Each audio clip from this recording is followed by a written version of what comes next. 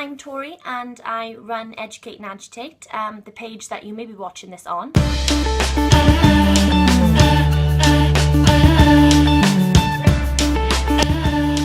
Hello, I'm vlogging. I am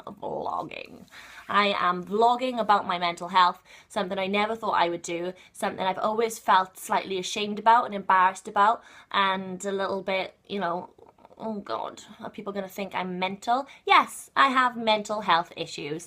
What better way to start my vlog than in Mental Health Awareness Week, which is currently this week. I think for a lot of people, talking about depression is a very difficult thing to do, especially when you yourself have it. So I thought the best way that I'm going to help people at the moment is by telling my story. So here is my story. I don't think anybody who knows me without me telling them would know that I had depression. I seem quite a confident, bubbly, hyperactive human being. However, behind closed doors, I was very anxious, had a lot of nightmares, felt very, very down all of the time. I think depression is thrown around a lot. The word depression and the word depressed, more specifically, is thrown around a lot when really what we're referring to when we feel depressed is we feel a little bit down. But actually depression is a lot more serious than that.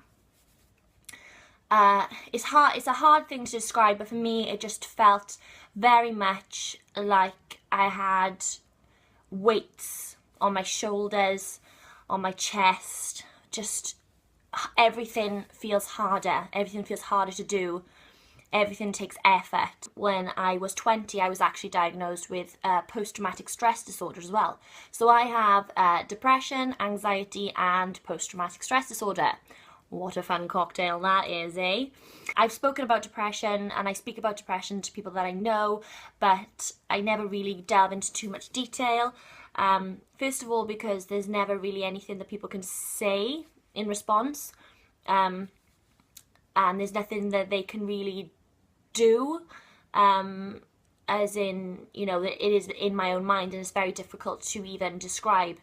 But I have blogged about it, and it is all I'm seeing at the moment in newspapers and, well, particularly in Wales and the Valleys, there seems to be such a high suicide rate, and that really, really scares me, and I don't want that to happen to any more people, and I certainly, of course, do not want to ever get to that place myself.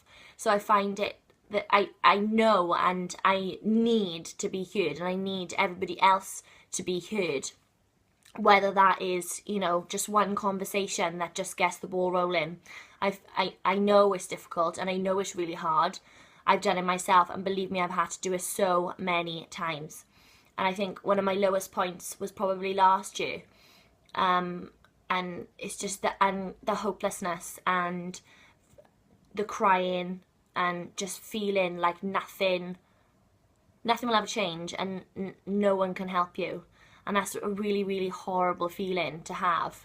But for anybody who's suffered from depression or suffers from depression or any sort of mental health disorder, if you've had that moment where you've actually told somebody how you feel, whether or not they've received it well done, because it is the hardest thing in the world. You are putting yourself out there, you are making yourself completely vulnerable, but you are helping yourself and you are fighting, because life is worth fighting for and being alive is worth fighting for.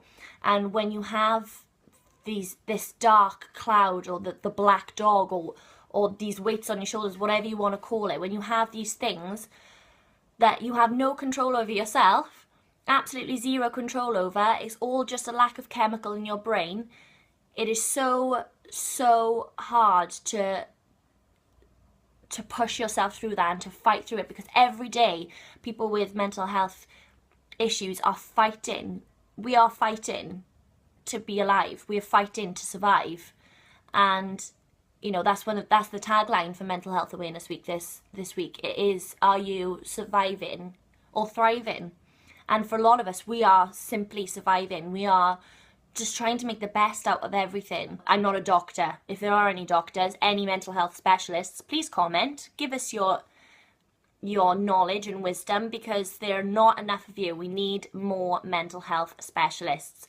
It is it's an epidemic. It's an epidemic, guys. Like, young men are killing themselves.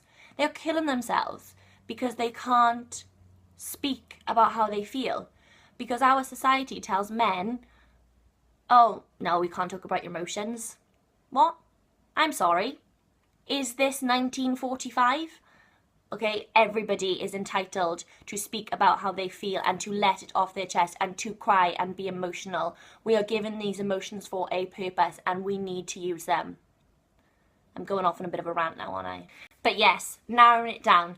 I was diagnosed at 18. I accepted help at 19.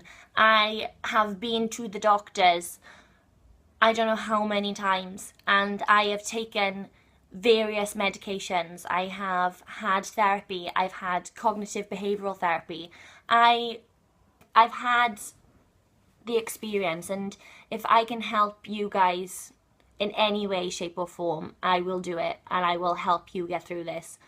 So yes, over the next few days I will post a video every day. I will be looking at things like mental health medication, what help is available out there, things that help me personally, different exercises, anything that I've got in my mental health toolkit I will give to you. I'm not a mental health professional, but I've experienced it, I've done it, and I've been there.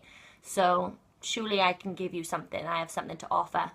So yes, please subscribe, follow the links, watch, learn, educate and agitate. Let's do this together. Mental Health Awareness Week. Let's do this.